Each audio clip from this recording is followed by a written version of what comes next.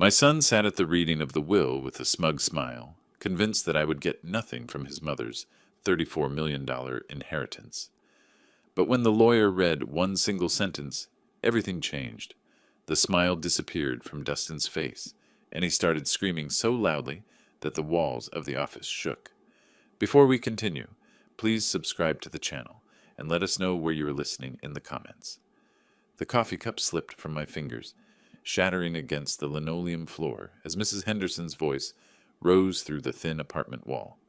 "Your damn sprinklers are flooding my begonias again, Jerry."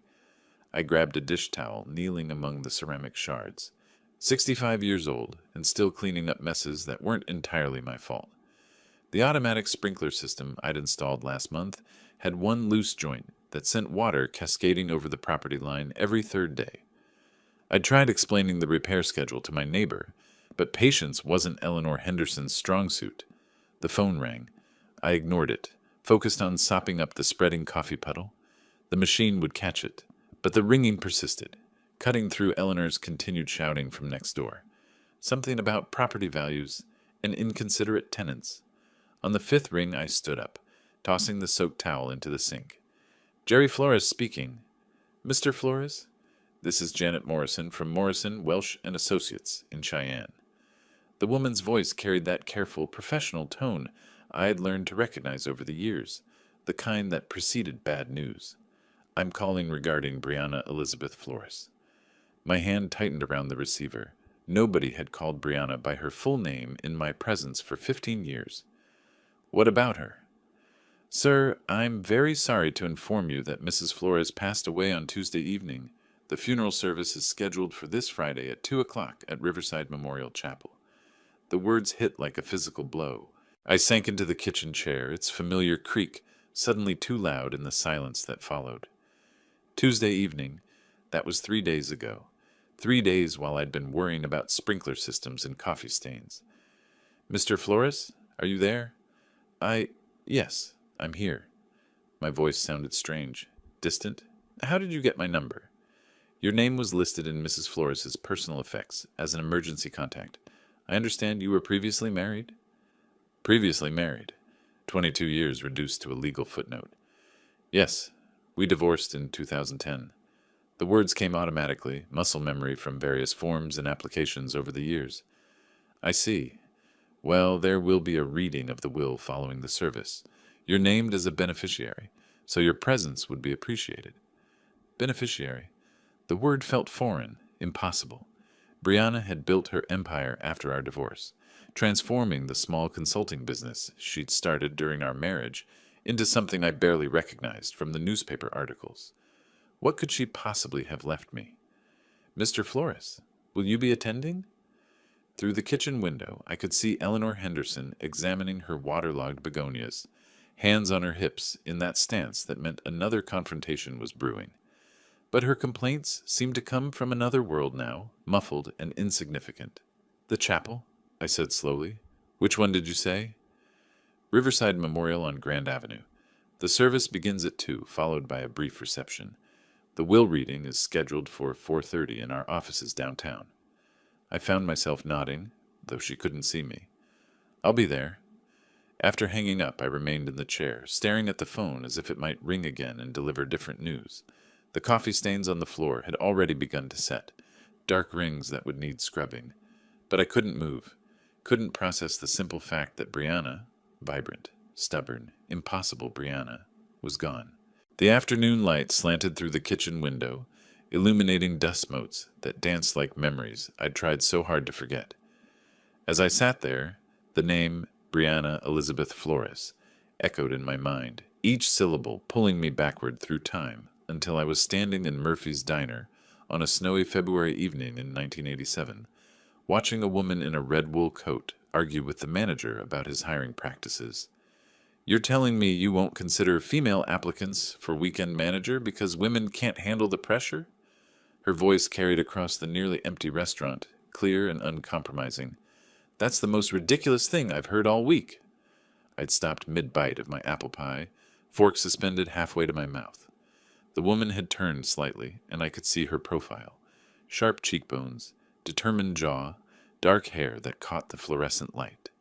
She was magnificent in her anger, and I found myself hoping the manager would keep arguing just so I could listen to her tear his logic apart.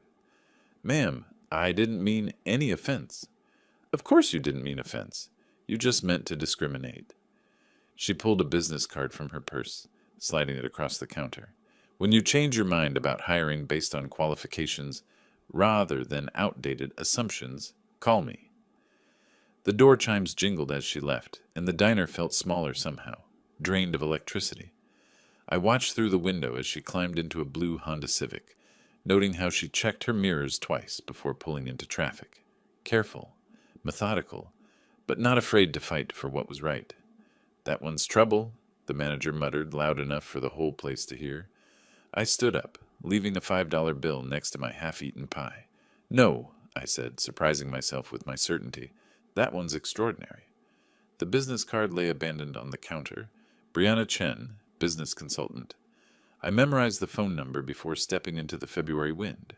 It took me 3 days to work up the courage to call. When I finally did, she answered on the second ring with a brisk, "Brianna Chen, this is Jerry Flores. We haven't met, but I saw you at Murphy's Diner on Friday night." A pause. "The man with the apple pie who defended my honor to the manager? You heard that?" I was getting my gloves from the car. "You left a good tip, too." I could hear the smile in her voice. "So, Jerry Flores, what can I do for you?" "Have dinner with me. Somewhere better than Murphy's." Another pause, longer this time. "Are you asking me on a date, or do you need business consulting?" "Definitely a date. Though if you have any advice about convincing beautiful women to have dinner with strangers, I could use the consultation." She laughed, a real laugh, not the polite sound women sometimes made when men tried to be charming. "Saturday night, Romano's on 3rd Street, 7 o'clock. She wore the same red coat to dinner, but underneath was a black dress that made my pulse race. We talked for 3 hours about everything except business. Her childhood in California, my job at the power plant, our shared love of old movies and newer books. When she laughed at my story about accidentally flooding my apartment while trying to fix a leaky faucet, I knew I was falling. 6 months later, I proposed in that same diner, sliding a ring across the same counter where she'd left her business card. "Marry me, Brianna Chen. Make me the luckiest man in Wyoming."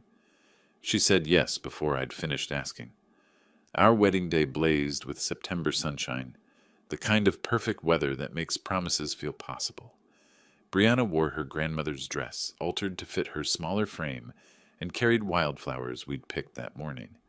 My hands shook as I slipped the ring onto her finger. "Forever," she whispered, and I believed her completely. Dustin arrived 2 years later, a squalling, red-faced miracle who transformed our quiet house into something alive with purpose. I remember standing in the hospital room, watching Brianna cradle our son with the same fierce determination she brought to everything else, and thinking that this perfect moment, was all I'd ever need. But even then, holding that perfect baby, I noticed how Brianna's eyes occasionally drifted to the business magazine someone had left on the nightstand. But as Dustin grew from toddler to schoolboy, I began to notice things I'd missed in those first blissful years. When he turned 7, Brianna bought him a computer, not a toy, but a real machine worth more than my monthly salary. "He needs to understand technology," she explained, watching him navigate programs I'd never heard of. "The future belongs to kids who think digitally." I'd suggested teaching him to fish instead. She'd laughed, but not kindly. We'd moved by then to Hillcrest Avenue, a house with 3 bathrooms and a kitchen island bigger than our old apartment. Brianna's consulting firm had landed a contract with a mining consortium, and suddenly we had money for things I'd never imagined needing. A housekeeper came twice a week. Our refrigerator dispensed ice through the door. Dustin's bedroom looked like a toy store. "Isn't this wonderful?" Brianna asked one evening, gesturing at our new dining room with its crystal chandelier and table that seated 12. "We can finally entertain properly." I missed our old kitchen table, scarred from years of Dustin's coloring projects and our late-night conversations. This new table reflected light like a mirror, showing every fingerprint, demanding coasters and placemats. The entertaining started almost immediately. Business associates, potential clients, Other successful couples whose conversations revolved around market share and investment strategies. I'd wear my best shirt and try to contribute, but discussions about hedge funds and corporate restructuring left me feeling like I was speaking a foreign language badly. Jerry works at the power plant, Brianna would explain when someone asked, and I heard something new in her voice, not pride, but an apologetic edge, as if my job required an excuse. Dustin thrived in this new world. At 10, he could discuss computer programming with Brianna's tech-savvy clients. At 12, he was critiquing the wine choices at restaurants I couldn't afford on my own. At 14, he rolled his eyes when I suggested family camping trips, preferring Brianna's business conferences in Denver and Salt Lake City. "Dad doesn't understand," became his favorite phrase, usually delivered with the exasperated sigh of someone far too sophisticated for mundane concerns. The first real fight came on Dustin's 15th birthday.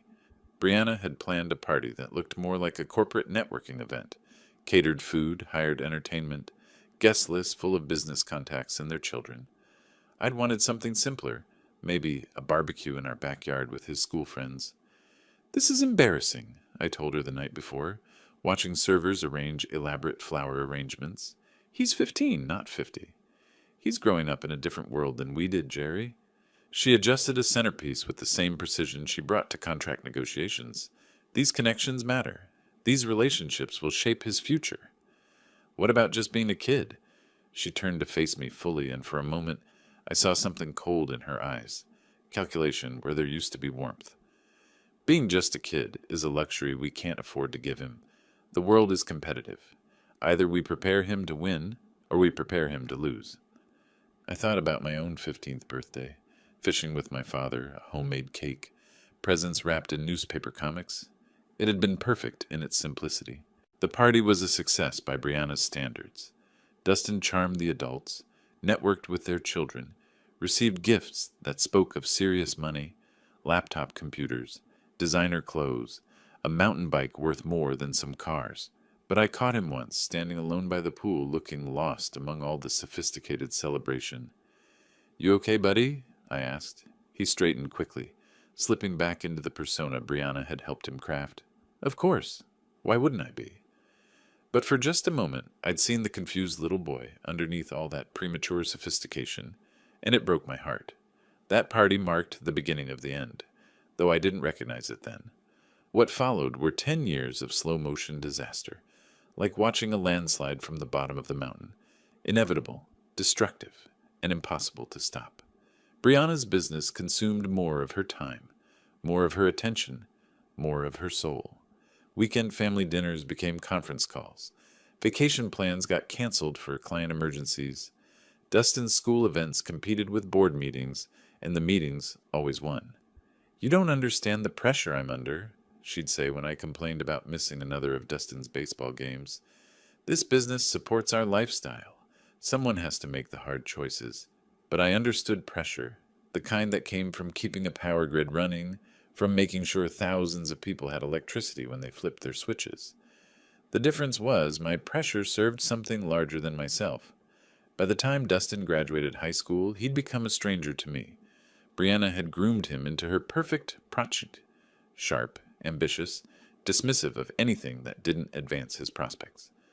When I suggested he consider trade school along with college applications, he looked at me like I'd suggested he become a medieval serf. "Dad, that's exactly the kind of thinking that's holding you back," he said, 17 years old, and already talking like a business consultant. "You settled for mediocrity. I won't make that mistake." The words hit like physical blows. Settled for mediocrity.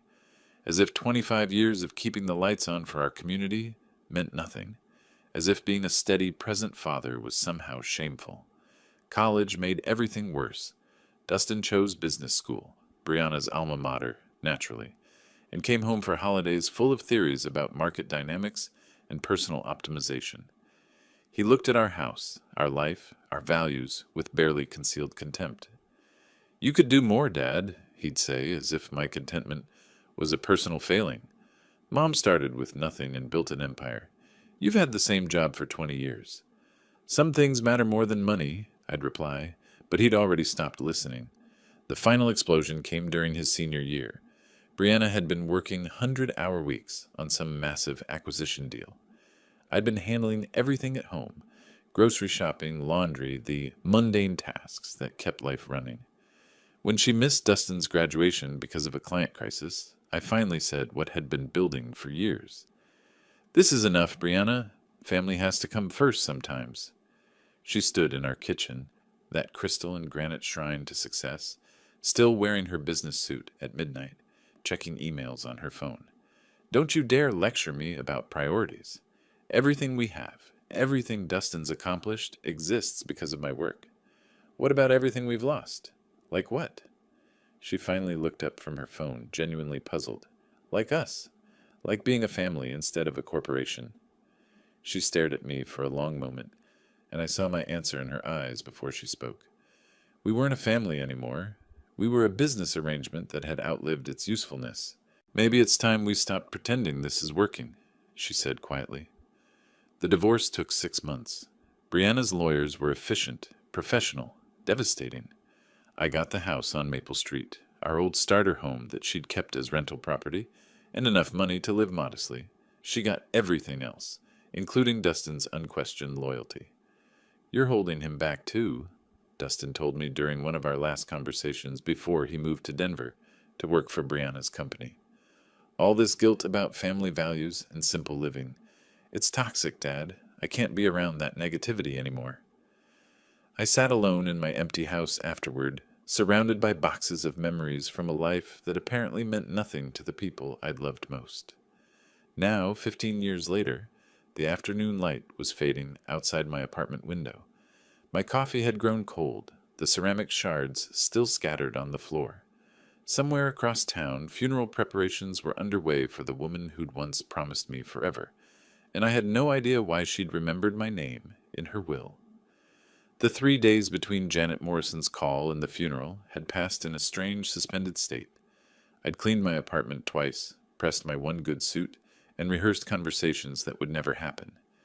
Each morning I'd considered not going, but each evening found me still committed to paying my respects, whatever the cost. Friday morning arrived gray and cold, typical May weather in Wyoming. I stood before my bathroom mirror, adjusting a tie I hadn't worn in 5 years, wondering what Brianna would think of the man I'd become. The reflection showed someone older than I felt inside, silver hair where brown used to be, lines mapping the geography of quiet disappointments. The drive to Riverside Memorial Chapel took 20 minutes through neighborhoods that told the story of Rock Springs' economic divide. My modest apartment complex gave way to middle-class subdivisions, then to the manicured lawns and stone facades where Brianna's circle lived.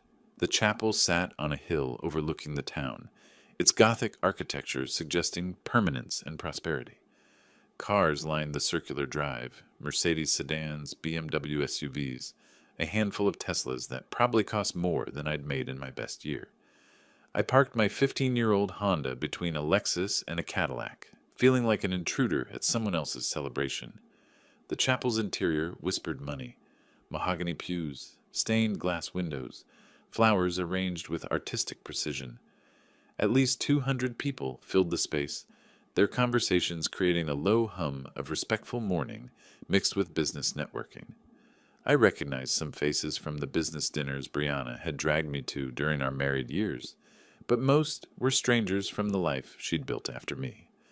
I slipped into a back pew, hoping to remain invisible until the service ended, but whispers followed my arrival like ripples in still water. A woman in an expensive black suit nudged her companion, pointing discreetly in my direction. I caught fragments of conversation. Her ex-husband. "Can you believe after what he put her through?" The stories had taken on their own life over the years, apparently. In this version, I was the villain who'd held back a brilliant woman, the anchor that had nearly drowned her ambitions. I'd learned long ago not to fight narratives that served other people's need for simple explanations. "Dad?" The voice cut through the chapel's murmur like a blade. I looked up to see Dustin striding down the aisle, his face a mask of disbelief and barely controlled anger. At 37, he'd inherited Brianna's sharp features and commanding presence, dressed in a suit that probably cost more than my monthly rent. Success radiated from him like heat from pavement. Expensive watch, perfect haircut, the confident posture of someone who'd never doubted his place in the world. "What are you doing here?" His voice carried across the chapel, turning heads and silencing conversations. I stood slowly, meeting his gaze. "I came to pay my respects." "You lost the right to do that 15 years ago." He moved closer, close enough that I could smell his cologne, something sophisticated and aggressive. "She wouldn't want you here." "Maybe not. But I needed to be here." "For what? To ease your conscience? To play the grieving widower for people who know exactly what kind of husband you were?" The chapel had gone completely quiet now. 200 pairs of eyes focused on our confrontation like spectators at a sporting event. I felt the familiar weight of judgment, the same pressure that had suffocated me during those final years of our marriage. But this time, something was different. This time, I had nothing left to lose. "I'm not here to cause trouble, Dustin. I'll sit in the back. I won't speak to anyone. When the service ends, I'll leave." "You'll leave now." His voice rose another notch, drawing murmurs of approval from the crowd. "You embarrassed her enough when she was alive. Don't compound it by pretending to grieve her death." I remained standing, holding his stare. Around us, the chapel buzzed with anticipation. Someone coughed. A cell phone vibrated against wood. Before I could respond, Dustin turned to address the gathered mourners, his voice carrying the practiced authority of someone accustomed to commanding rooms. "I apologize for this disruption during what should be a time of remembrance." He gestured toward me with the casual dismissal of someone swatting a fly. "My father seems to have forgotten that divorce means you're no longer family." A few people nodded. Someone whispered agreement. I felt heat rising in my cheeks, but forced myself to remain calm. "For those who don't know," Dustin continued, warming to his theme, "this is Jerry Flores, the man who spent 22 years holding back one of the most brilliant women this town has ever produced. While my mother was building an empire that employed hundreds of people, he was content to punch a time clock and complain about her ambitions." "Dustin, that's enough." The words came out harder than I intended. "Is it? Because I think these people deserve to understand why you're really here." He turned back to the crowd, a prosecutor addressing a jury. "He took half her assets in the divorce, despite contributing nothing to her success. Then he spent 15 years acting like the victim, while she built something magnificent." The crowd was fully engaged now, a few heads nodding in agreement. I saw faces I recognized, former neighbors, people I'd considered friends during the marriage. None of them met my eyes. She supported him for years while he refused to grow, refused to take risks, refused to be the partner she deserved. And now that she's gone, he shows up expecting sympathy, expecting to be treated like he mattered in her life. Each word landed like a physical blow, not because they were entirely untrue, but because they reduced 22 years of marriage to a simple story of failure and blame. I thought about defending myself, explaining the complexity of what we'd shared, the love that had existed alongside the growing incompatibility. But what was the point? These people had chosen their narrative long ago. "My mother died building something that will outlast all of us," Dustin concluded, his voice rising with conviction. "She deserved a husband who would have helped her reach those heights, not one who tried to drag her down to his level." The chapel fell silent. I stood there, fully exposed, feeling the weight of 200 judgmental stares. Part of me wanted to walk out, to spare myself the continued humiliation, but another part, the part that had loved Brianna Chen more than anything else in the world, refused to be driven away from her final goodbye. "Are you finished?" I asked quietly. Dustin's eyes flashed with surprise. He'd expected me to crumble, to slink away in shame. When I remained standing, his confidence flickered for just a moment. "I loved your mother for 40 years, I said, my voice carrying clearly through the silent chapel. 22 of them as her husband, 18 more as someone who wished her well, despite everything that went wrong between us. I'm not here to make claims or demand recognition. I'm here because, once upon a time, we made promises to each other that mattered, and I choose to honor that memory." I sat back down, folding my hands in my lap. Around me, the silence stretched uncomfortably. Dustin stood frozen in the aisle, apparently unprepared for resistance to his public trial. The service will begin in 5 minutes, someone announced from the front of the chapel, the funeral director, probably, trying to restore order to his carefully orchestrated event. Dustin shot me one final look of contempt before striding toward the front pew, reserved for family. As conversations gradually resumed, I caught fragments of continued gossip. Nerve of some people. Poor Dustin having to deal with this. Should have stayed home. But I stayed. Through the eulogy that painted Brianna as a visionary who'd overcome obstacles to achieve greatness. Through the readings from business associates who spoke of her leadership and innovation. Through the musical selections that emphasized triumph over adversity. When it ended, people filed past offering condolences to Dustin while pointedly ignoring me. I waited until the chapel had mostly emptied before standing to leave. "Mr. Flores?" A man in an expensive suit approached, middle-aged, professional, carrying a leather briefcase. "Dan Morrison from Morrison, Welsh and Associates. Could I have a word?" As the last hymn faded and the funeral director stepped forward with closing remarks, I felt the familiar weight of exhaustion settling over me like a heavy coat. The ordeal was nearly over. In a few minutes I could slip out through the side door, drive home to my quiet apartment, and try to forget this entire humiliating experience. Around me, people were gathering their things, purses, programs, the subtle restlessness that signals a formal event's end. Dustin stood near the front, accepting condolences with the practiced grace of someone accustomed to being the center of attention. A few people glanced my way, but most had already dismissed me as irrelevant to the day's proceedings. I was reaching for my jacket when a voice stopped me. "Mr. Flores?" Dan Morrison approached with measured steps, his expensive suit impeccable despite the long ceremony. Up close, he looked younger than I'd expected, maybe 50, with sharp eyes behind wire-rimmed glasses, and the kind of confident bearing that came from years of handling wealthy clients' affairs. "I'm sorry for your loss," he said, extending his hand. "Dan Morrison, Morrison, Welsh and Associates. We spoke briefly after the service. Thank you."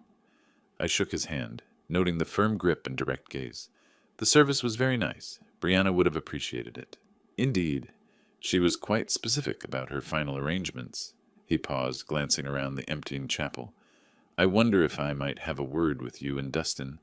There are some matters we need to discuss regarding Mrs. Flores's estate." Before I could respond, Dustin appeared at my shoulder, his expression shifting from practiced grief to alert interest. "Dan! Finally! I was wondering when we'd handle the business side of things." "Of course, Dustin. These matters require careful attention." Dan's voice carried the measured tone of someone accustomed to delivering important news. "I'd like both of you to come to my office for the reading of your mother's will." "Both of us?" Dustin's eyebrows rose. "Is that necessary? I mean, he's not." He gestured vaguely in my direction. "Your father is specifically named in the will, Dustin. His presence is required by law." I felt a flutter of surprise. Named in the will? That seemed unlikely, given everything that had passed between Brianna and me. More likely some minor formality, perhaps forgiving an old debt, or confirming that I had no claim to her estate. "I don't think that's necessary," I said quietly. "I'm sure it's just a formality. You don't need me there."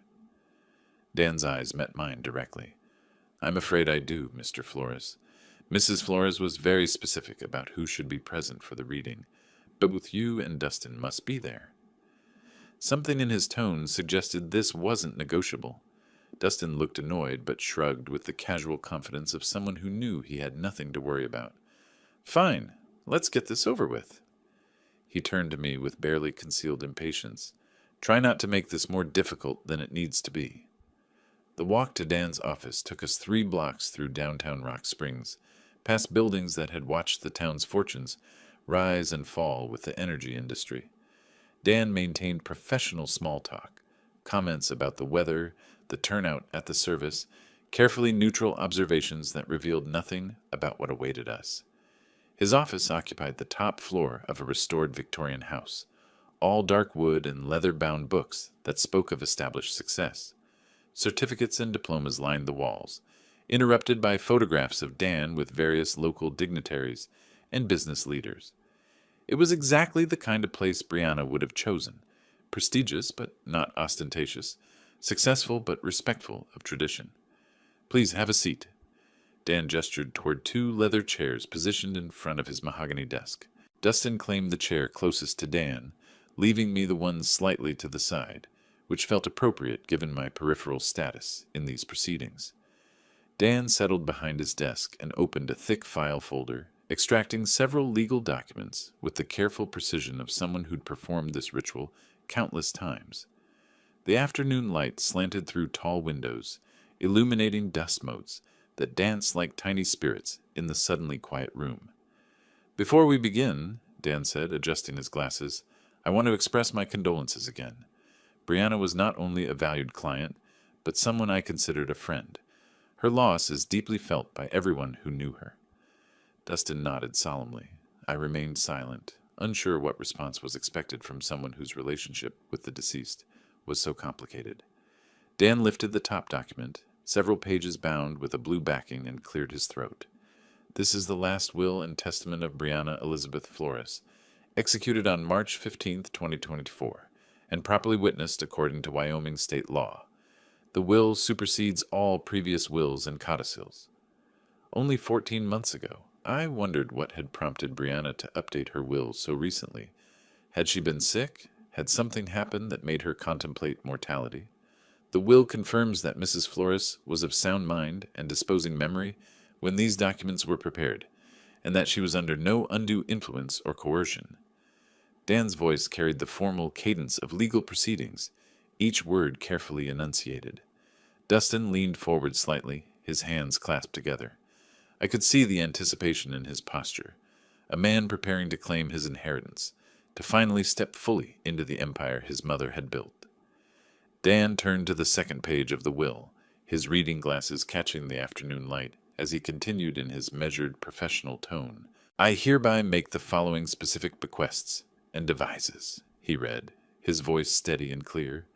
To my beloved son, Dustin Michael Flores, I leave the family home at 847 Hillcrest Avenue, along with all furnishings, artwork, and personal property contained therein. Dustin smiled, a satisfied expression spreading across his face.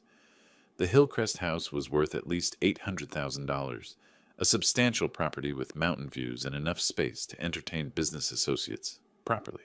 Additionally, Dan continued, I bequeath to Dustin the sum of $500,000 to be transferred from my primary investment account within 60 days of probate. $500,000, plus the house. I watched Dustin's reaction carefully, noting how his smile flickered slightly around the edges. He was pleased, certainly, but I could see him calculating in his head. $500,000 was significant money, but Brianna's business empire was worth far more than that. Where was the rest? Where was the company? That's wonderful, of course, Dustin said, his voice carrying a note of uncertainty he was trying to mask. But what about Mom's business interests? The company? Dan set down the first page and lifted the second, his expression remaining professionally neutral. I'm continuing with the specific bequests, Dustin. Please allow me to finish reading the relevant sections. I shifted in my chair, feeling increasingly like an intruder, witnessing a private family moment. $500,000 was more money than I'd see in several lifetimes. Combined with the house, Dustin was receiving an inheritance that would set him up comfortably for years. It seemed appropriate, natural even. He was Brianna's son, her chosen successor in life, the person she'd groomed to understand her world. The bequest to Dustin, Dan continued, includes the following conditions. The inheritance is contingent upon his continued employment with Flores Consulting Solutions for a minimum of 2 years following the date of this will's execution, or until such time as the company is sold or dissolved. Now Dustin looked genuinely confused. Conditions? What kind of conditions? And what do you mean, until the company is sold? Who would sell it? I'm reading the will as written, Dustin. These are your mother's words, not mine. A tension I hadn't noticed before began to creep into the room. Dustin's confident posture shifted slightly, his hands unclenching and reclencing in his lap. I found myself leaning forward despite my intention to remain detached from these proceedings. Let me understand this clearly. Dustin said, his voice taking on an edge I recognized from our confrontation at the chapel. I get the house and 500,000, but there are strings attached. And you're talking about the company being sold? That doesn't make sense. Mom would never sell the company. It was her life's work. Dan removed his glasses and cleaned them carefully, a gesture that seemed designed to give everyone a moment to process what they'd heard. When he replaced them, his gaze moved between Dustin and me with an expression I couldn't quite read. Your mother's will contains additional provisions that address the disposition of her remaining assets, he said quietly. The company, her investment portfolio, and several other significant holdings. Well then, let's hear them, Dustin demanded, his patience clearly wearing thin. What are these other provisions? I watched this exchange with growing unease. Something about Dan's manner suggested that we were approaching territory none of us were prepared for. The careful way he was parsing his words, the slightly apologetic tone creeping into his voice, it reminded me of the way doctors spoke when they had difficult news to deliver. Before I continue, Dan said, settling back in his chair, I want to emphasize that these documents represent Mrs. Flores's final, considered wishes. They were prepared after extensive discussion and consultation, and she was adamant about their contents. The room fell silent except for the tick of an antique clock on Dan's bookshelf. Dustin stared at the lawyer with growing alarm, while I found myself wondering why Brianna had insisted I be present for what seemed like a straightforward family matter. Dan lifted the third page of the will, his eyes scanning the text briefly before looking up at both of us. However, he said, his voice carrying a weight that made my stomach tighten, there are additional provisions that fundamentally alter the distribution of Mrs. Flores's estate. Dan lifted his reading glasses and looked directly at me for the first time since we'd entered his office. Something in his expression made my stomach tighten, a mixture of sympathy and professional obligation that suggested I was about to hear something I wasn't prepared for. However, he continued, his voice taking on additional weight, the will contains provisions for the disposition of Mrs. Flores's remaining assets, which constitute the majority of her estate. Dustin leaned forward even further, his hands gripping the armrests of his chair. Finally, let's hear about the company and the rest of her investments. Dan returned his attention to the document, clearing his throat with the deliberate pause of someone about to deliver life-changing news. To my former husband, Jerry Michael Flores, he read, his words falling into the quiet office like stones into still water, I bequeath the sum of $33.5 million to be transferred from my primary investment accounts and securities portfolio. The words hung in the air like smoke from an explosion. I felt my mouth fall open, a physical reaction I couldn't control.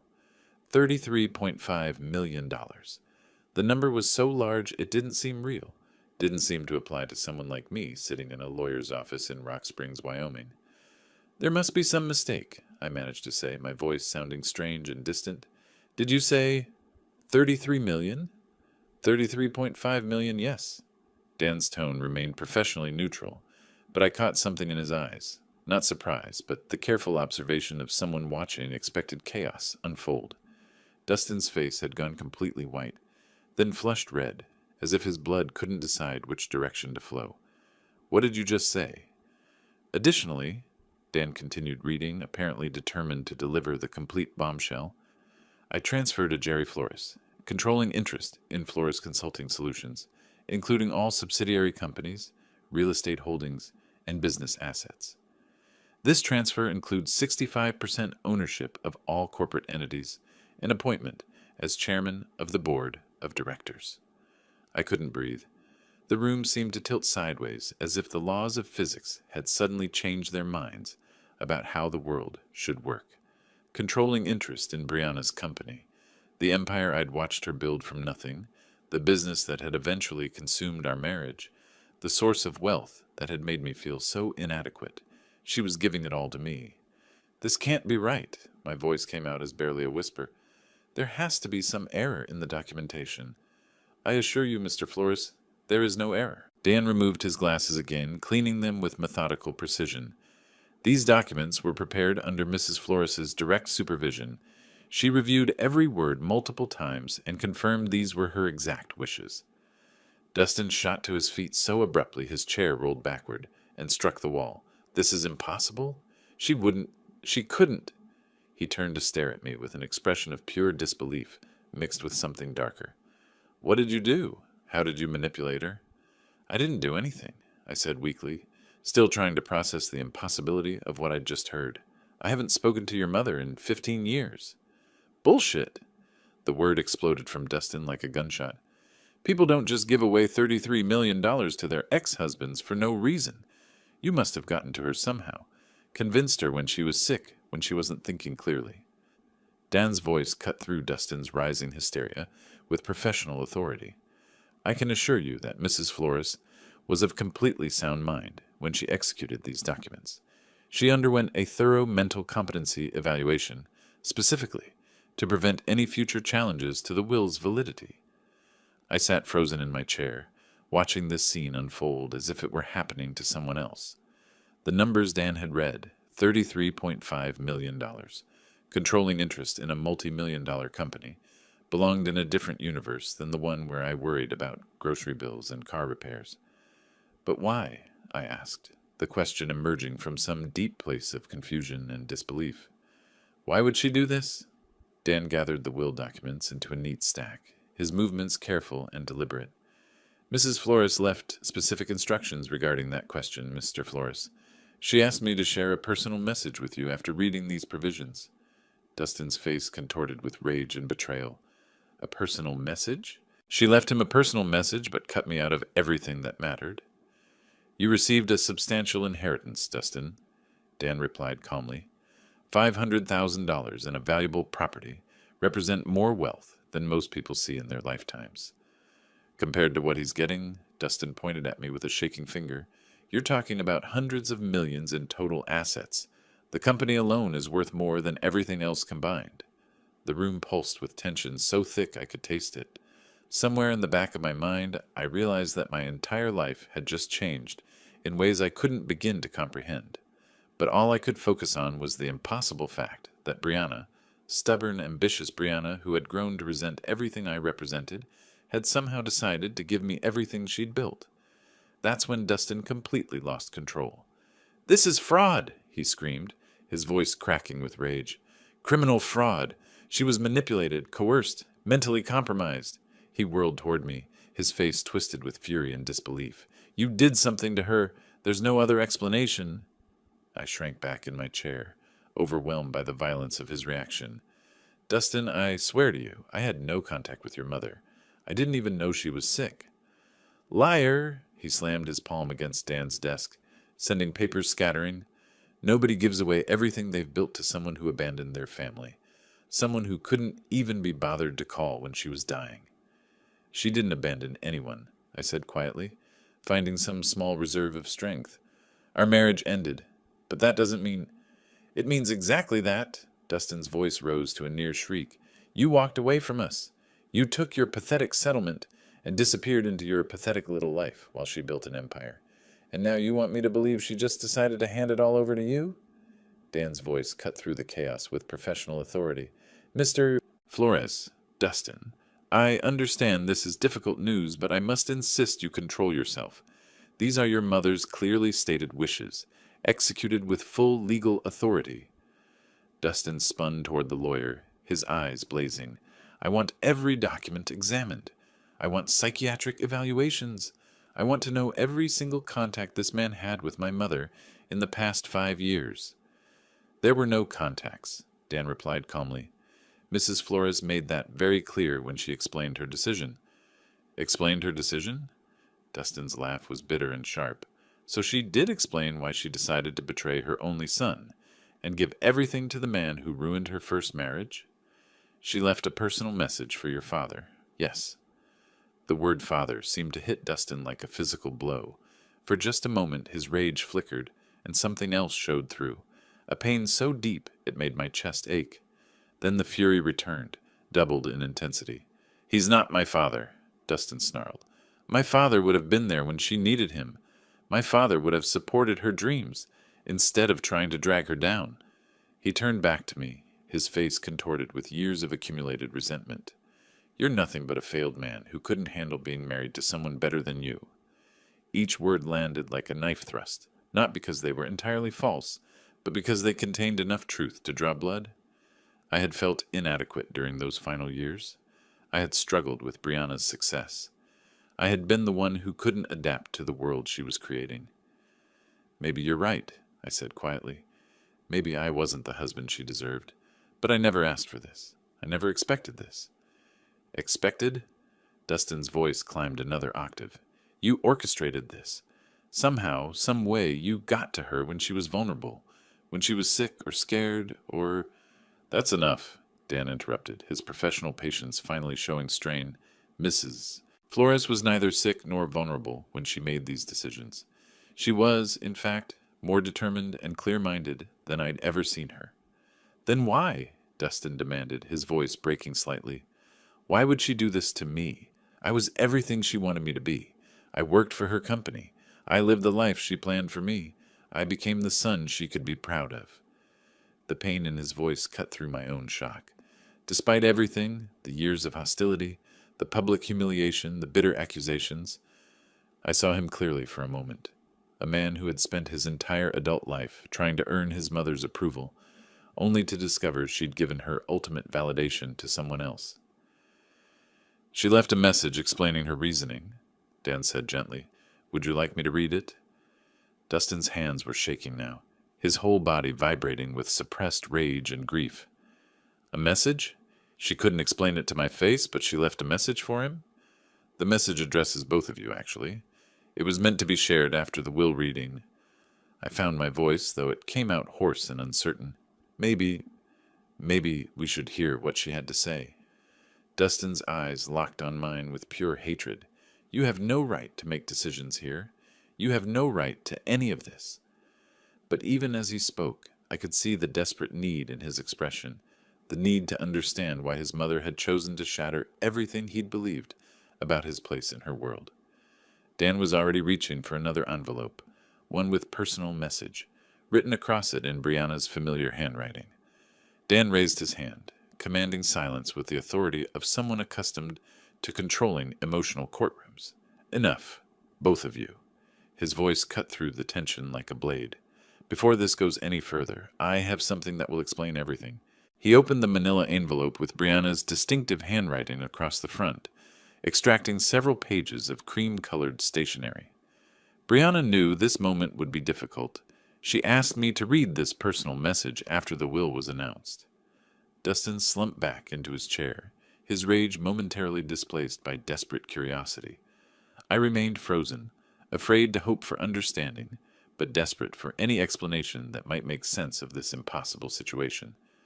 Dan cleared his throat and began reading in Brianna's own words. My dearest Jerry, if you're hearing this, it means I'm gone, and you're probably sitting in Dan's office, wondering if the entire world has lost its mind. I can picture your face, that expression you used to get when I'd rearranged the living room furniture without warning. Confused, but trying to be polite about it. Despite everything, I felt my lips curve into the ghost of a smile. She'd captured that expression perfectly, and somehow hearing her voice through Dan's reading made her feel present in the room. I know this inheritance comes as a shock. I know you're probably thinking there's been some terrible mistake, that you don't deserve this money, or this responsibility. But Jerry, you're wrong. You deserve every penny, and I'm going to tell you why. Dan paused, glancing up at both of us before continuing. I never stopped loving you. Not during our worst fights. Not during the divorce proceedings. Not during these 15 years of stubborn silence. I was angry with you for not understanding my ambitions, but I was angrier with myself for choosing those ambitions over our marriage. You tried to save us, Jerry. You begged me to find balance, to remember what mattered. I was too proud and too afraid to listen. The words hit me like physical blows. I felt tears starting, hot and unexpected, as decades of guilt and regret crystallized into this moment of impossible absolution. Dustin, the message continued, and I saw my son's head snap up at hearing his name. My beautiful, brilliant boy. I know you're furious right now, probably convinced your father somehow manipulated me. But, sweetheart, you're not ready for this inheritance. Not yet. Dustin's face went white, then red, cycling through emotions too quickly to track. You've lived your entire adult life in the shadow of my success, accepting the benefits without understanding the responsibility. You've never had to build something from nothing, never had to make the hard choices that wealth requires. More importantly, you've spent 15 years hating a good man for crimes he never committed. That's not true, Dustin whispered, but his voice lacked conviction. Dan continued reading. Jerry taught me about character, about integrity, about the kind of strength that doesn't need to prove itself through cruelty or judgment. I forgot those lessons when I chose money over marriage, business over love, but I never forgot the man who taught them to me. I was crying openly now, not caring how it looked. Brianna's words were rebuilding something inside me that I'd thought was permanently broken, the sense that I had value, that my quiet life of dignity and service meant something. Dustin, you have received enough to live comfortably and explore who you might become without the weight of unlimited wealth. Learn to build something yourself.